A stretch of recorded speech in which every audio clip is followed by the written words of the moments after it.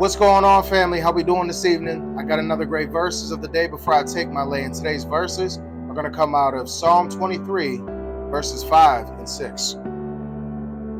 You prepare a table before me in the presence of my enemies. You anoint my head with oil. My cup overflows.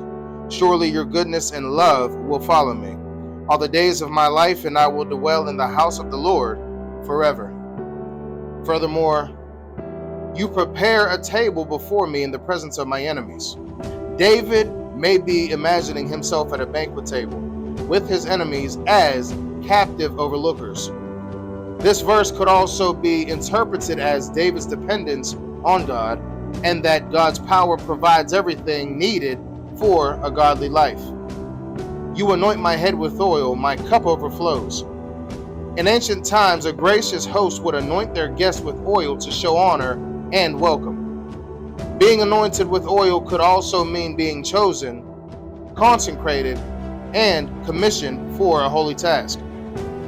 Surely your goodness and love will follow me all the days of my life, and I will dwell in the house of the Lord forever. David expresses his conviction that the Lord's goodness will be with him no matter what, whether he's in green pastures or walking through the valley of the shadow of death.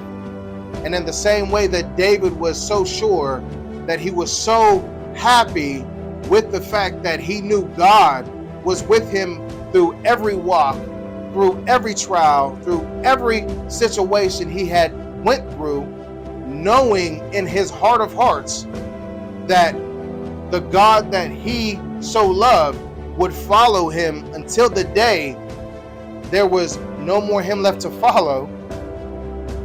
It didn't matter what was around him. It didn't matter what tried to overcome him, because he knew that there was more power in the one who created him than the power in the things that were around him.